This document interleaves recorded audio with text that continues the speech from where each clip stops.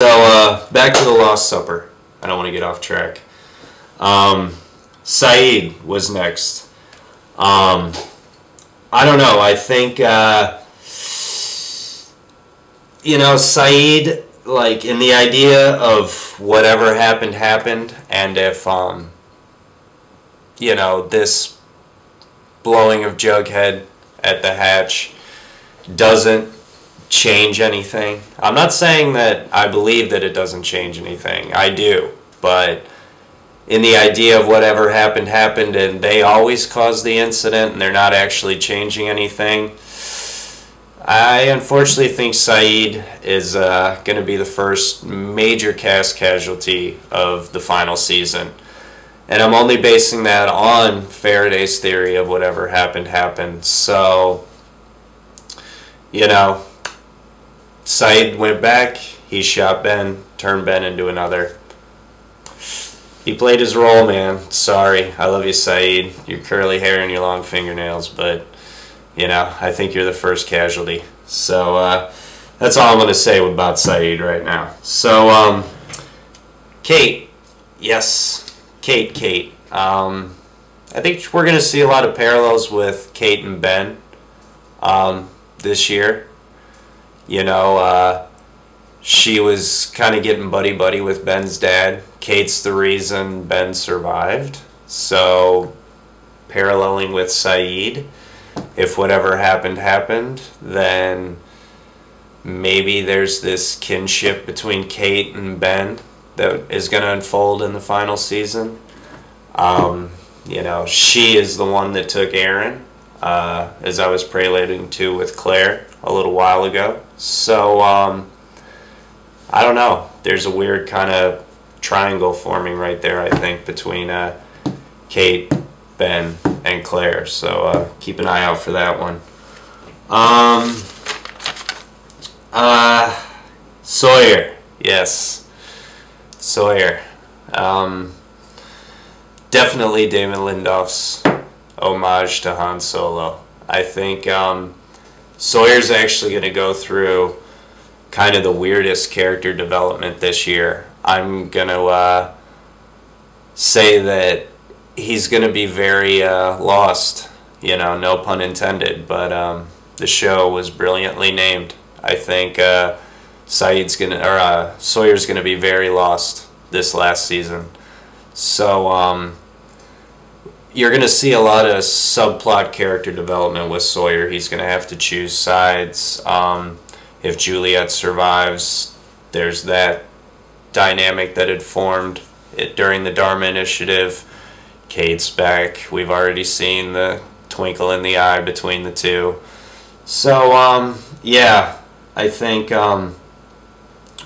it's going to be rough. And, Sawyer was always a Locke follower, if you really sit back and think about it. And I think when 77 and 2007 come crashing back together, which is inevitable, it will happen at some point this season, when Sawyer meets this new Locke and it's not Locke, it's going to be a very confusing time for him. And that's what I mean, where I think he's going to have a real tough time dealing with that whole thing. And, and I think he'll side with this new incarnation of John Locke, even though maybe his gut necessarily tells him it's wrong. And I think in the, dynamic of sides, it'll be the biggest obstacle that Jack's side will have to overcome to beat Locke's side and Sawyer. I mean, that's always been the case. Like I said, he's totally an homage to Han Solo, the coolest scoundrel on the planet. Love to hate him. He's a con man. So, another interesting thing about Sawyer is, I don't know, between the three pictures, I think outside of the one where he's looking dead at the camera, his eyes are closed in all of them, which is kind of interesting. So, if I'm wrong, shoot me back, but I think his eyes are closed, maybe in all of them. I don't know. something to check out. So anyway, so who's Sawyer next to? John Locke, or shall we call him the Man in Black, or Jeremy Bentham? I don't know who the hell that is anymore. It breaks my heart considering he was my favorite character for 5 seasons. But yeah, going into the final season, I can tell you right now I will not be a Locke fan. Yeah, it's kind of breaking my heart a little bit, but you know, we have to move on in the interest of knowing what happens. So anyway, Jack, of course, on the other side of Locke. I don't know, just I never thought like these words would come out of my mouth. Well, what I just said partially, you know, with saying that I don't like Locke anymore. But Jack's now like, you know, he's the flippin' man. I mean, Jack is the new Locke, you know. And like what's interesting about Jack though is he found his faith through science. He found it through Daniel Faraday. He believed in the math, in the equations, in the variables and the constants that Faraday did.